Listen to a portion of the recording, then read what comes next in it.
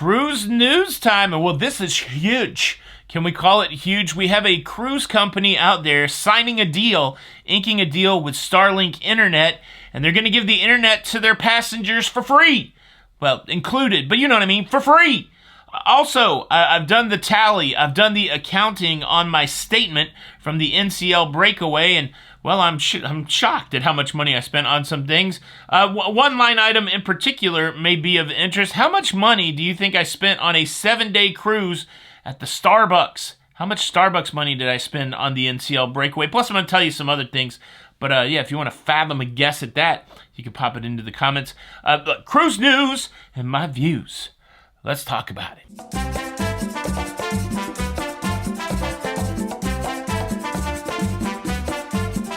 Hey, what's up, everybody? Welcome to La Lido Loca. I'm your host, Tony. Some would say that I am the Juan Valdez of the cruising community. It's because I like coffee. Get it? But yes, I'm here to talk about some cruise news and to go through my NCL cruise statement. The big story that I want to put right to your face is there is another cruise company going with STARLINK Internet. This time it is American Cruise Lines. They operate cruising vessels on the interior, on the rivers of the United States, and some coastal cruises. And they've signed up with STARLINK, putting it on all of their vessels. And the cool thing is they give it to their passengers for free. It's included in their cruise fare. I'm going to tell you how much I spent on internet on the NCL Breakaway, and for free sounds really nice at this point. I think it's a smart move by American Cruise Line. They're joining some other prestigious cruise companies going to be using STARLINK. We're talking about Carnival, Royal Caribbean, Celebrity Cruise Line, Hurtigruten, Silver Sea, the Silver Dream Yacht Club, and of course, NCL. I had STARLINK Internet on the NCL Breakaway, and let me tell you what, it was awesome. It was very, very usable. It wasn't as fast as being at home, but it was fast enough to make life not grind to a halt when you're trying to use the internet on a cruise ship. Just for example, when I make a 8 to 10 minute show, it usually takes about that same amount of time to upload that show to YouTube when I'm sitting here in the La Lido Loca headquarters.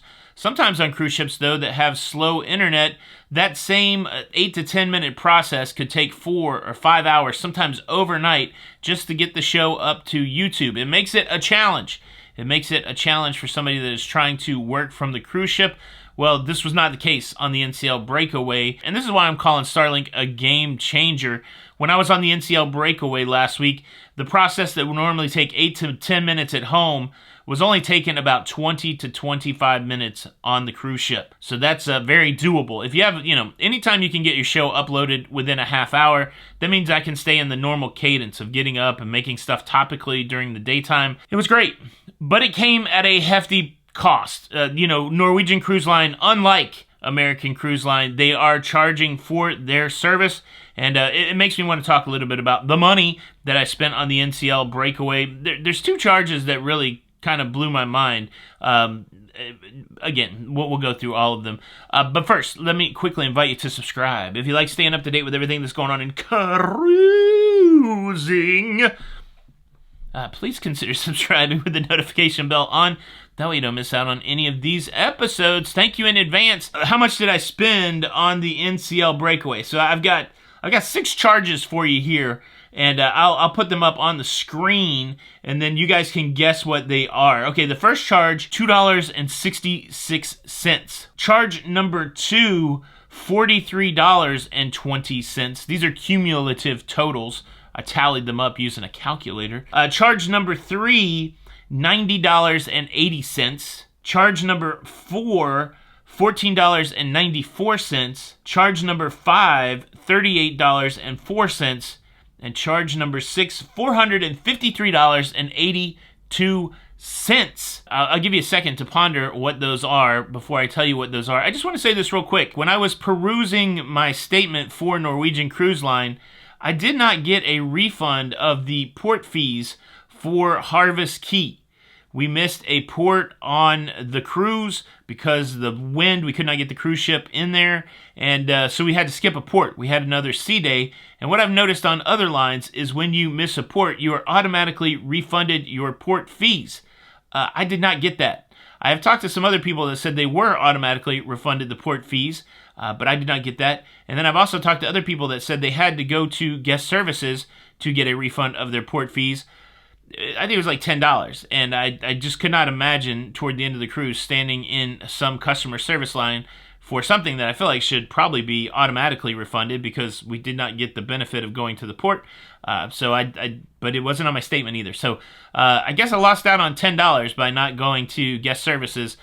I don't know. I don't like that. I don't feel very good about that. But all right, back to the tally at hand. Okay, $2.66. That was the arcade. I played one game of basketball against my friend Don Terrace, and he whooped my butt. And I did not want to play anymore after that. I know there's a big debate out there. Who is the GOAT when it comes to basketball? Is it Jordan? Is it James? I think it might be Terrace, honestly. I don't know where this guy got his basketball skills, but it was pretty impressive. Pretty impressive. And look, now I've forgotten the order which I gave these to you, so we'll just go right up the list. The charge for $14.94 was one experience with room service. So I think I got a bacon, lettuce, tomato sandwich. I got a Caesar salad, and then I think I got something sweet. So I got 3 things for $14.94. That was a $9.99 charge plus some sort of service fee. And then so the 9080 one uno singular teppanyaki meal. Teppanyaki for one cost me $90.80. What? This one shocked me quite a bit. Now, here's my challenge. I didn't think I was going to go on the cruise, so I actually had canceled out my cruise. I canceled out the hotel in New Orleans. We canceled out our cruise because of the family challenge we had. We were not going to go on this cruise, and so I canceled the whole thing. So the cruise that I canceled had included drinks, and it also had 2 vouchers for specialty dining. I did not have either one of those, and I was invited to go to dinner, and I'm like, okay, I'll go to specialty dining. Now to be fair, the $90 did include 1 cocktail. So inside the $90, you had the teppanyaki, you had 1 cocktail, sidecar, they're delicious on NCL. They had a fee, a gratuity fee for the server, and then they also had a line for the chef. Like, how are you going to leave the chef out? I had to throw that guy 10 bones, right? So altogether, though, for just a teppanyaki, a drink, gratuities twice, $90. That seems very expensive. Very expensive. You got to watch yourself if you're paying for specialty dining on Norwegian, because they want you to get those packages that you have the included specialty dining, and if you don't, you're gonna get hit with some prices. I think even like the steakhouse is a la carte. I paid $90 for teppanyaki. Holy! I don't even love teppanyaki. I just wanted to go to be with people. All right, $43.20. That was my Starbucks number. My average cost for one Starbucks coffee was $6.94. So it was $5.94, and then I gave a $1 tip every time. And so that's almost what it costs at home. I don't give a $1 tip at home, but yeah, so the coffee is usually $5. You should call Starbucks $5. But $43.20. There was some question in my mind before I went on this cruise. They had a package for Starbucks. You could get unlimited Starbucks, I think for like a little over $100, maybe $109. And I did the math, and I'm like, well, I would have to drink 2 coffees a day for that to even make sense. I'm glad I didn't do it. There were some days I didn't have Starbucks at all. There were a couple days where I had 2 Starbucks, but as you can see, I would have underused the package. So $43.20 for the bucks. The next charge, $38.04, was for drinks, and mostly sodas. It was driving me crazy. I was in the casino gambling a good amount of money, but I would never get free drinks in the casino. So I'm paying $5 or $6 every time for a can of soda. And it was making me mental, but that's the way it goes. Again, because I canceled the cruise, I didn't have any kind of drink package, and so if I wanted a can of soda or if I wanted a sparkling water or something, I just had to pay for it. Again, there wasn't a lot of them, $38.04. I had water in my cabin, so I made sure that I drank water in my cabin. But yeah, yeah. Okay, and then the other big charge, $453.82. Well, that was for the internet, STARLINK internet. I got the 2 devices with the premium internet. Now, if I knew that I wasn't going to publish as many shows as I did that week, and if I knew how quick the internet was, I probably only would have gotten 1 premium internet. and switch devices, right? So I like to use my phone while the computer is doing the upload to YouTube, and if that was going to take 4 or 5 hours at a time, I did not want to be out of contact with my phone. That's why I always get the 2 devices. I may not have to get the 2 devices anymore because of STARLINK. If I can just be without my phone for a half an hour while the video is uploading, then everything gets really nice there. But I think it was only an extra $100 or something to add on the second device, so it still would have been over $300 for the internet. But yeah, that's a big expense. You know, I did 3 videos while I was on board. A lot of one of those videos' revenue is going to go for paying the internet. Like, one of those videos hasn't even made the cost of the internet yet. So, again, I probably could have made a better decision if I knew how fast the internet was, but live and learn, right? And so that's that. But yeah, $453.82 on the internet. That doesn't shock me. Like, it's a pretty big price. It didn't completely shock me, but the teppanyaki for $90. Like, that was expensive. I could have just watched a video of teppanyaki but good company, good times, good food. It was all good. But all right, I've talked about it before. Internet's usually my highest line item.